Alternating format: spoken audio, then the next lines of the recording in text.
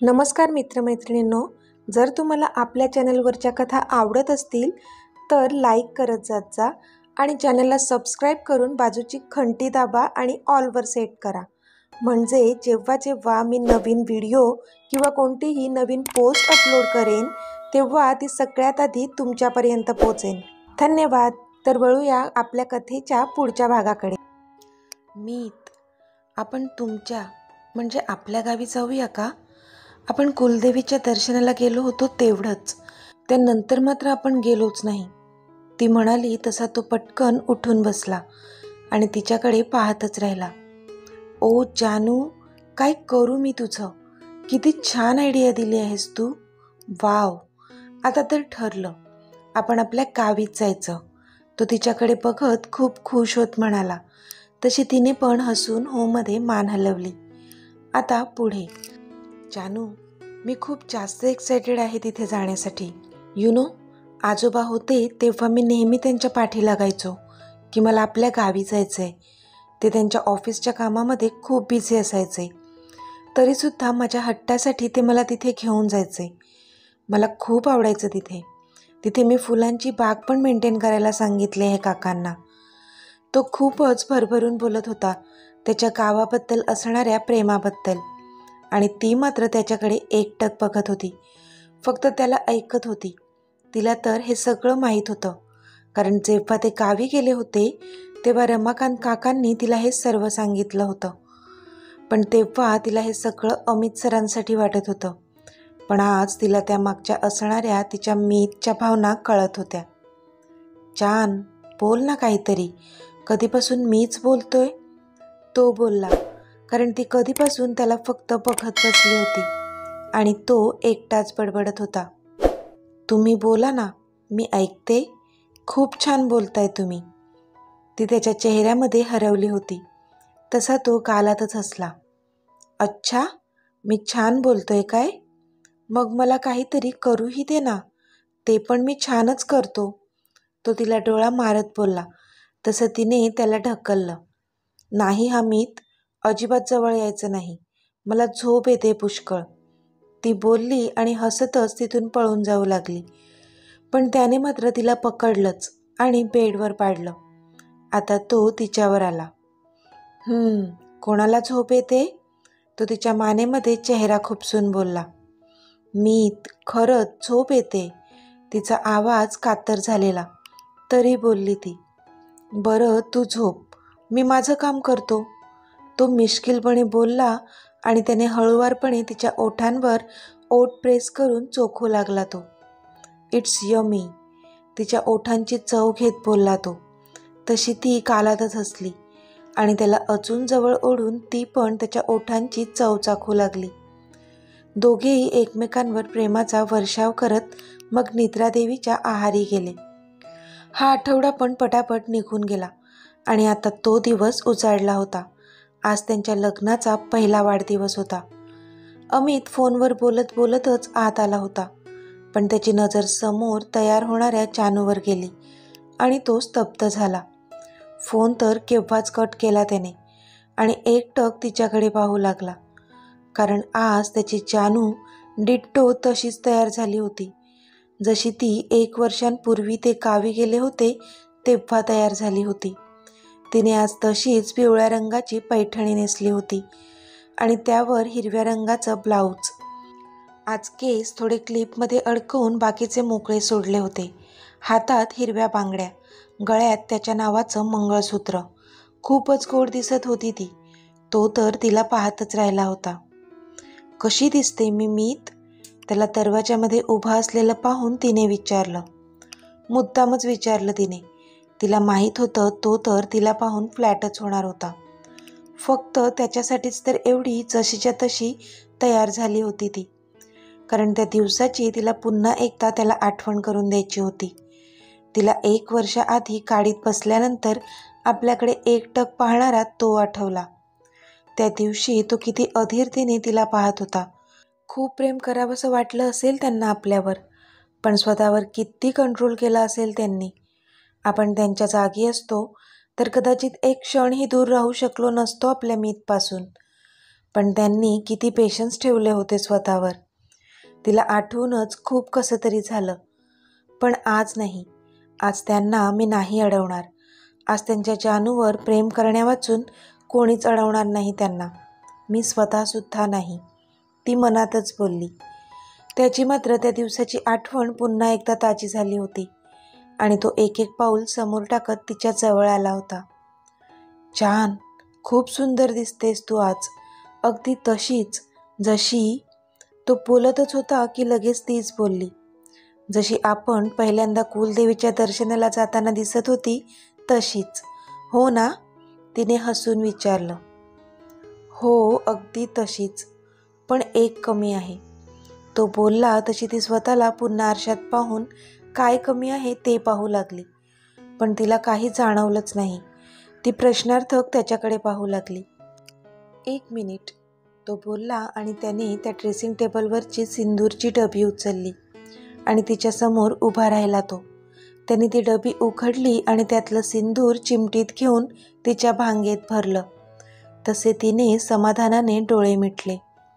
एक तो दिवस होता जेव्हा त्यांच्या लग्नाच्या दिवशी त्याने ते सिंदूर तिच्या भांगेत भरलं होतं. पण तेव्हा त्याने ते मनोभावे अगदी तिला समर्पित होऊन तिच्या प्रेमात तिच्या भांगेत भरलं होतं. पण त्यावेळी ती मात्र अनभिज्ञ होती तिच्या प्रेमापासून. तिने फक्त कर्तव्य आणि लग्नाची एक विधी म्हणून ते त्याच्या हाताने स्वतःच्या भांगेत भरलं होतं. पण आज सिंदूर पण तेच होतं आणि भरणारा पण तोच होता. बदलल्या होत्या त्या फिलिंग्स तिच्या त्याच्याबद्दलच्या. त्याच्यावर जीवापाड प्रेम होतं तिचं. त्याने ते सिंदूर तिच्या भांगेत भरल्यानंतर तिच्या कपाळावर ओठ टेकवले. तशी ती गालात हसली. Happy wedding anniversary my dear जान, I love you a lot. तो बोलला तशी ती मात्र हसली. Happy wedding anniversary my love, I love you 2, 3, 4, 5, 6 infinity. तिने त्याचा हात हातात घेतला आणि त्यावर किस करून बोलली ती. तसा गालातच हसला तो. चला निघायचं? थोड्या वेळाने त्याने विचारलं. तशी तिने होमध्ये मान हलवली आणि ते खाली आले. मॉम औक्षणाचं ताट घेऊन खाली उभ्या होत्या. त्यांनी दोघांनाही चेअरवर बसवलं आणि दोघांचंही औक्षण केलं. तुम्हा दोघांना लग्नाच्या वाढदिवसाच्या खूप खूप शुभेच्छा. असेच एकमेकांवर प्रेम करत राहा, एकमेकांवर विश्वास ठेवा. तुम्हा दोघांना कोणाचीही नजर नको लागायला, असं म्हणत मॉमने त्या दोघांच्या चेहऱ्यावरून हात फिरवून बोटं मोडली. तसे दोघेही एकमेकांकडे पाहून हसले. दोघांनीही एकमेकांचा हात घट्ट पकडला होता. त्यांनी उठून जोडीने मॉम आणि डॅडचा आशीर्वाद घेतला. मॉम आणि डॅडनी त्यांना भरभरून आशीर्वाद दिले. मॉम डॅड, येतो आम्ही. दोघांनीही मॉम डॅडचा निरोप घेतला आणि ते गाडीत जाऊन बसले. निघायचं का राणी सरकार? त्याने हसून परमिशन घेतली. तशी तिने सुद्धा गालात हसून मान होमध्ये डोलावली. मग दोघेही गाडीत बसले आणि त्यांची गाडी निघाली त्यांच्या गावाकडे. दोघांना टाईम स्पेंड करता यावा म्हणून ड्रायव्हरला सोबत घेतलं होतं त्यांनी, म्हणून मागे बसले ते. पूर्ण रस्ताभर त्याने तिचा हात सोडलाच नव्हता. मागच्या वर्षी इच्छा असूनही तिचा हात हातात घेऊ शकला नव्हता तो. तिला डोळे भरून पाहू शकला नव्हता तो. त्या सगळ्यांची कसर आज पूर्ण करणार होता तो. ती मात्र त्याचा हात हातात घेऊन तशीच त्याच्या खांद्यावर डोकं ठेवून होती. आता त्यांची गाडी गावाला पोहोचली होती. रमाकांत काका आणि प्रमिलाबाई दोघे त्यांच्या स्वागताला तयार होते. प्रमिलाबाईंना तर जानू तेव्हाच पहिल्या नजरेतच आवडली होती आणि त्यांच्या अमित साहेबांसाठी ती अगदी योग्य आहे हे पण त्यांना तेव्हाच जाणवलं होतं. म्हणून आज त्या दोघांना पुन्हा इथे आलेलं पाहून खूप खुश झाल्या होत्या त्या. कशा आहात काकू? जानूने विचारलं. म्या बरी आहे, प्रमिलाबाई बोलल्या. आणि काका तुम्ही कसे आहात? जानूने रमाकांतना विचारलं. मी पण बराच आहे, रमाकांत बोलले. अमित मात्र एकटक तिच्याकडे पाहत होता. ती जशी त्या दोघांची इतक्या आत्मीयतेने विचारपूस करत होती त्याला खूप कौतुक वाटत होतं तिचं. पण ती मात्र डोळ्यांनी काहीतरी इशारा करत होती त्याला, जो साहेबाला काही कळतच नव्हता. तसा तिने डोक्याला हात मारला आणि त्याच्या जवळ जाऊन त्याच्या हाताला पकडलं आणि त्याला घेऊन जोडीने काका काकूंना वाकून नमस्कार करण्याचा इशारा केला. तेव्हा कुठे साहेबांनी होमध्ये मान डोलावली आणि मग त्या दोघांनी त्यांचे आशीर्वाद घेतले. सदा सुखी राहा, असेच लक्ष्मीनारायणासारखे एकत्र आनंदित राहा. काका काकूंनी त्यांना आशीर्वाद दिला तसे दोघेही एकमेकांकडे पाहून गालात हसले. ताईसाहेब, तुमची खोली आवरली आहे. तुम्ही थकला असाल ना? दोघं बी जाऊन आराम करा, मी जेवणाचं बघते, प्रमिलाबाई बोलल्या. नाही काकू, आमचा दोघांचाही उपवास आहे आज. संध्याकाळी मंदिरातून आल्यानंतरच खाऊ आम्ही, जानू बोलली. त्यावर प्रमिलाबाईंनी मान डोलावली. आता जानू अमितसोबत त्यांच्या रूममध्ये गेली. पण रूममध्ये एंटर केल्यानंतरच मागच्या आठवणींना उजाळा मिळाला. ही तीच रूम होती जेव्हा ती अमितसोबत पहिल्यांदा ह्याच रूममध्ये एकत्र राहिली होती, नवरा बायको म्हणून. पण बिचारीला तेव्हा माहीतच नव्हतं की ज्या अमित सरांना ती अनोळखी समजत होती तो तर तिचाच मीत होता. विचार करूनच तिने हसून स्वतःच्या डोक्यात एक टपली मारली. पण इतक्यात तिच्या पोटावर त्याच्या गरम हातांचा विळखा पडला आणि ती मागून त्याच्या मिठीमध्ये कैद झाली. जानू, काही आठवलं? त्याने तिच्या खांद्यावर नाक घासत विचारलं. तशी शहारली ती त्याच्या स्पर्शाने. खूप काही आठवतंय मीत, ती पण हसून बोलली. अच्छा, काय काय आठवतंय? त्याने तिच्या खांद्यावर किस करत विचारलं. तसा तिने खांदा आकसून घेतला, पण पटकन ती त्याच्या बाजूने वळली. मीत, किती सहन केलं तुम्ही तेव्हा, मला का नाही सांगितलंस की तुम्हीच माझे मीत होतात? ती लाडीवाळपणे त्याच्या छातीवर हात मारत बोलली. तसा तो गालातच हसला. आणि जर सांगितलं असतं तर काय केलं असतं तू जान? त्याने मुद्दाम विचारलं. मी काय केलं असतं? जे केलं असतं ते तुम्हीच केलं असतं ना? ती निरागसपणे बोलली. पण जसा तो तिच्याकडे डोळे मोठे करून पाहू लागला, तिला कळलं आपण आता काय बोलून गेलो. तशी लाजली ती आणि तिने त्याच्या छातीत डोकं खुपसलं. तसा तो मात्र गालातच हसला. छान, जा पटकन फ्रेश हो, थोडा वेळ रेस्ट करून आपल्याला निघायचंय, तो बोलला. कारण त्याला तिला अजून छळायचं नव्हतं. तशी इच्छा तर भयंकर होती साहेबांची, पण तिने रेस्ट करणं त्याहून जास्त महत्त्वाचं होतं त्याच्यासाठी. त्यात पूर्ण दिवसाचा उपवास पण होता, दोघांचाही. तिने पण मग त्याच्या छातीतून डोकं बाजूला केलं आणि लाजतच ती बाथरूममध्ये फ्रेश व्हायला गेली. आता दोघेही त्या बेडवर बसले होते. त्या बेडच्या पण त्यांच्या आठवणी होत्या. सगळं आठवून तिच्या अंगावर प्रेमयुक्त शहारे येत होते. तिने त्याच्या मांडीवर डोकं ठेवलं होतं आणि गप्पा मारत होते ते. त्याने घड्याळात पाहिलं तर आता दुपारचे 3 वाजत आले होते. जान, थोडा वेळ झोपून घे, तो मध्येच तिला बोलला. कारण 5 वाजता त्यांना मंदिरात जायला निघायचं होतं. ओके, पण मी अशीच झोपणार तुमच्या मांडीवर, ती क्यूट फेस करून बोलली. तशी त्याने हसून होमध्ये मान हलवली.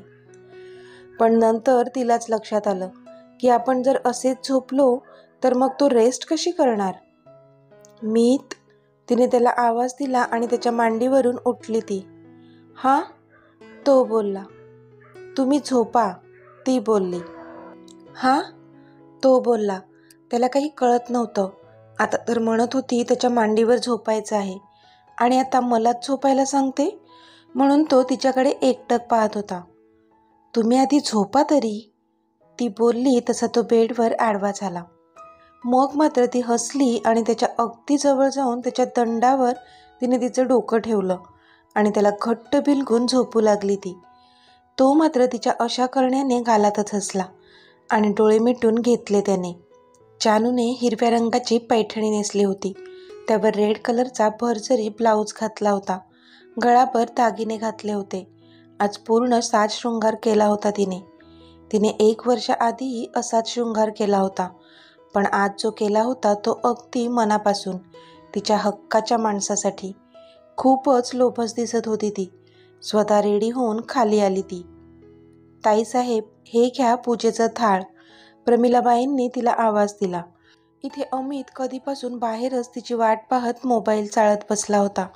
पण जसे प्रमिलाबाईंचे शब्द त्याच्या कानावर पडले त्याने नजर वर करून पाहिलं आणि तो त्याच्या जानला पाहतच राहिला. त्याची नजर काही तिच्यावरून हटत नव्हती. अहो चला ना, जानू बोलली. ती आता लाजून चूर झाली होती, कारण ही तिची त्याला चौथ्यांदा हाक होती. कारण साहेब तिला बघण्यात इतके दंग झालेले की मागच्या 3 हाका त्यांना ऐकूच गेल्या नव्हत्या.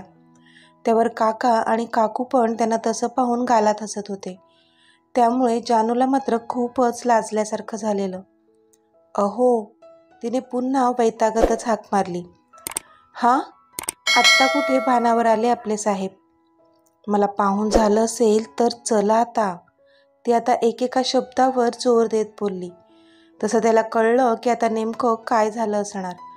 तो गालातच हसला आणि ओके बोलून डोळ्यांवर गॉगल चढवून बाहेर निघून गेला. तशी तिने मात्र नकारार्थी मान हलवली. आता ते देवीच्या मंदिराकडे पोहोचले होते. दोघांनीही पायथ्याला नमस्कार केला. मागच्या वर्षीचा दिवस जसाच्या तसा दोघांच्याही डोळ्यांसमोर आला. तसं त्यांनी एकमेकांकडे पाहिलं. जान, पदर खोचून घे, तो बोलला. व्हॉट? कशाला? तिने विचारलं.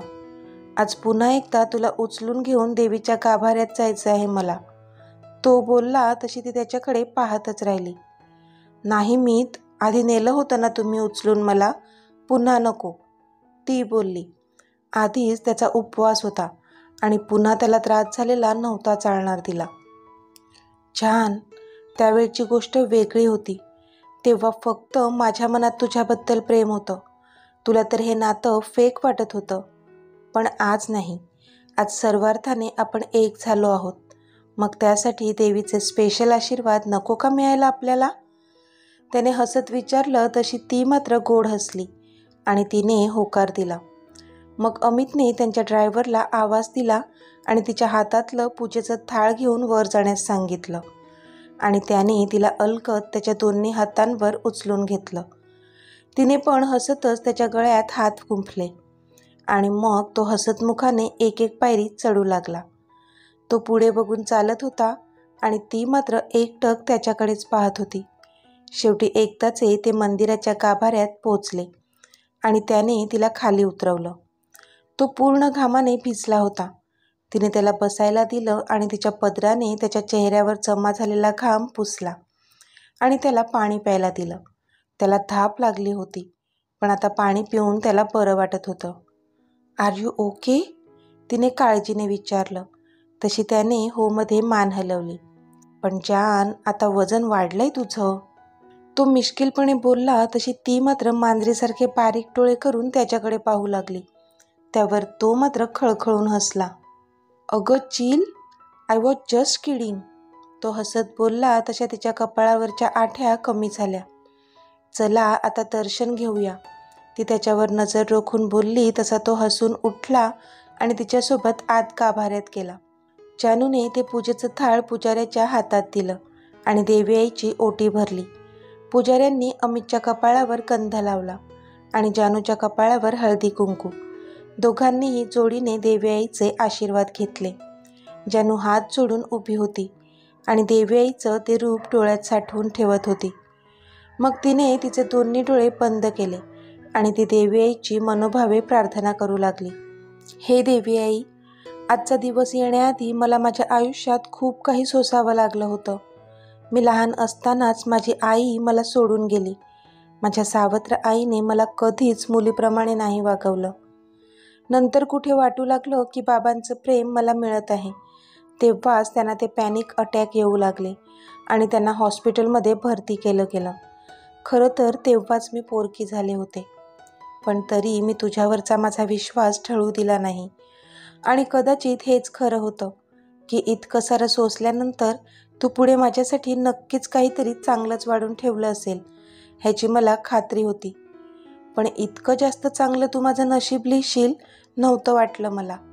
आणि एके दिवशी माझ्या आयुष्यात मीत आला आणि त्याने मला इतकं प्रेम दिलं की त्याच्या प्रेमाने मी मीतमय होऊन गेले.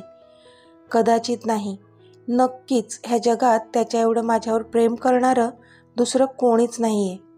थँक्यू देवी आई, थँक्यू सो मच माझ्या आयुष्यात मीतला आणण्यासाठी. त्याला आयुष्यात जे हवं आहे ते सर्व दे. त्याच्यावर येणारी सगळी संकट तू मला दे, पण त्याला काही होऊ देऊ नको. माझं त्याच्यावर जीवापाड प्रेम आहे आणि तो पण माझ्यावर तितकंच, किंबहुना त्याहीपेक्षा जास्त प्रेम करतो. आमचं प्रेम असंच अबाधित राहू दे. तुझे आशीर्वाद आम्हा दोघांवर तसेच असू दे. जानू हात जोडून डोळे मिटून प्रार्थना करत होती आणि इथे अमित मात्र तिच्या चेहऱ्याकडे एकटक पाहत होता. हे देवी आई, मला असं माझ्या जानूसारखं प्रार्थना करणं नाही जमत. आज तिच्या तुझ्यावर असलेल्या श्रद्धेमुळे मी इथे उभा आहे. मला जास्त काही हे जमत नाही आणि तू तर मला सर्वच दिलं आहे, पण तरी हेच मागेन की ही जी माझी जानू तुझ्याकडे जे काही मागत आहे ना, ते सर्व तिला दे.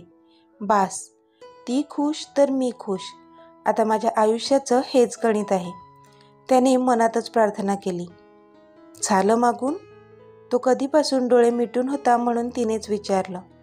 तशी त्याने हसून होमध्ये मान हलवली. चला निघायचं? तिने पुन्हा विचारलं तशी त्याने नाहीमध्ये मान हलवली. काय? तिने प्रश्नार्थक विचारलं. आता माझी बायको इतकी सुंदर दिसते आज, मग तिच्यासोबत फोटो नको का काढायला? त्याने हसून विचारलं तशी ती गालातच हसली आणि त्याच्यासोबत फोटो काढण्यासाठी निघून गेली. त्याने मग तिचे बरेचसे फोटोज काढले, दोघांचे सेल्फीसुद्धा काढले आणि मग ते दोघे घरी आले. पण घरात पाय ठेवताच दोघेही शॉक झाले, कारण काका आणि काकूंनी दोघांनीही हॉलमध्ये छान डेकोरेशन केलं होतं त्यांच्या ॲनिव्हर्सरी सेलिब्रेशनसाठी.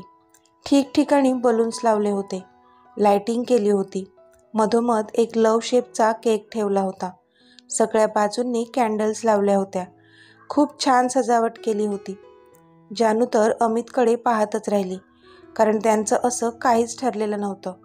त्यांना त्यांच्या ह्या स्पेशल दिवशी एकमेकांसोबत फक्त वेळ घालवायचा होता, बस. पण अमितला कळलं हे नक्कीच मॉम आणि डॅडचं काम असणार. तसा तो गालातच हसला. ताईसाहेब, हे साहेब आणि तुमच्यासाठी. प्रमिलाबाई 2 बॉक्स जानूकडे देत बोलल्या. जानूने आश्चर्याने अमितकडे पाहिलं, पण अमितने तिला नजरेनेच ते घे म्हणून खुणावलं. थँक्यू, ती बोलली आणि मग ते रूममध्ये गेले. त्या बॉक्समध्ये दोघांसाठी ड्रेसेस होते, जानूसाठी साडी आणि त्याच्यासाठी पार्टीवेअर सूट. अमितने जानूला आयडिया दिली की हे सगळं मॉम आणि डॅडने केलंय. तशी तिच्या चेहऱ्यावर पण एक स्माईल आली. आता दोघेही रेडी होऊन खाली उतरून आले. जानूने छान ब्लॅक कलरची नेटेड साडी नेसली होती आणि अमितने पण ब्लॅक सूट घातला होता. दोघेही हातात हात घालून आले होते. मग दोघांनीही त्या कॅन्डल विझवून तो केक कट केला आणि एकमेकांना भरवला. रमाकांत काकांनी त्यांचे पटापट फोटोज क्लिक केले आणि मॉम आणि डॅडना पाठवले. मॉम डॅड पण खूप खुश झाले त्यांना तसं पाहून. थोडा वेळ दोघांनीही डान्स केला आणि मग त्यांनी जेवण केलं. आज प्रमिलाबाईंनी त्यांच्या दोघांच्या आवडीच्या खूप साऱ्या डिशेस बनवल्या होत्या. त्यामध्ये वांग्याचं भरीतसुद्धा होतं. ते बघून अमितने एकदा जानूकडे पाहिलं आणि पुन्हा एकदा मागच्या वर्षीची आठवण झाली त्यांना. आता जेवणं झाली होती आणि जानू त्यांच्या रूममध्ये गेली होती. अमित खाली रमाकांत काकांशी बोलत होता. त्याचं बोलून झालं होतं आणि आता तो सुद्धा वर त्यांच्या रूममध्ये आला होता. त्याने सगळीकडे नजर फिरवली, पण जानू मात्र त्याला कुठे दिसत नव्हती. थंडगार हवा सुटली होती आणि त्यात हलका हलका रिमझिम पाऊस पण सुरू झाला होता. त्याला बाल्कनीच्या दारामधून जानू बाहेर हात पसरून उभी असलेली दिसली. बहुतेक त्या पावसाचा आनंद घेत असावी. तो बाल्कनीच्या दाराजवळ आला, पण आता त्याने पाहिलं तर जानू पूर्ण भिजली होती. ती नेटेड साडी तिच्या अंगाला चिटकली होती, त्यामुळे तिची कमनीय फिगर कमालीची आकर्षक दिसत होती. त्यात ती ब्लॅक कलरची साडी तिने नेसल्यामुळे तिची मागून दिसणारी ती गोरीपान कंबर त्याला खुणावत होती. आता स्वतःवर कंट्रोल करणं अशक्य होतं त्याच्यासाठी. त्याने एक औंढा गिळला आणि तो तिच्या जवळ गेला, पण तिला मात्र ह्याची अजिबात कल्पना नव्हती. तो तिच्या पाठीमागे उभा राहिला आणि त्याने त्याचा हात तिच्या त्या उघड्या गोऱ्यापान कमरेवरून फिरवत अलगद तिच्या पोटावर नेला. पण त्याच्या त्या स्पर्शाने तिच्या अंगावर मात्र सरसरून काटा आला. पावसाच्या त्या थंडगार पाण्यामुळे तिला थंडी लागण्याऐवजी तिच्या शरीरात मात्र त्याच्या स्पर्शाने वीज सळसळली. त्याने तिला मागून मिठीत घेतलं आणि पाठीवरचे सगळे केस त्याच्या हाताने बाजूला केले आणि तिच्या पाठीवर किस केला त्याने. तशी ती मात्र अंगभर शहारली. ती पटकनच त्याच्या बाजूने वळली.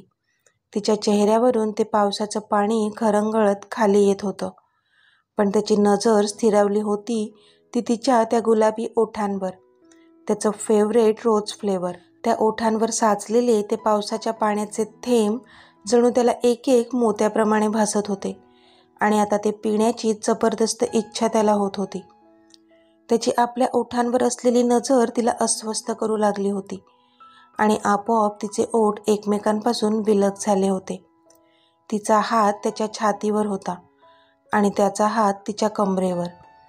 तो हळूहळू तिच्या ओठांवर झुकला आणि तिच्या ओठांवर साचलेलं ते पावसाचं पाणी पिऊ लागला. पाणी पिता पिता तो तिच्या ओठांना सुद्धा पिऊ लागला आणि तिला तृप्त करू लागला. दोघेही बराच वेळ किस करत त्या कोसळणाऱ्या पावसात उभे होते. मीत, मला थंडी वाजते, आता पावसाच्या पाण्याने भिजलेली ती कुडकुडून त्याला सांगू लागली होती. तुझी थंडी कशी घालवायची माहीत आहे मला, तो मिश्किलपणे बोलला आणि त्याने तिला त्याच्या दोन्ही हातांवर उचलून घेऊन तो आत बेडरूममध्ये आला. ती अजूनही कुडकुडतच होती, पण त्याने तिला छातीशी घट्ट आवळलं होतं.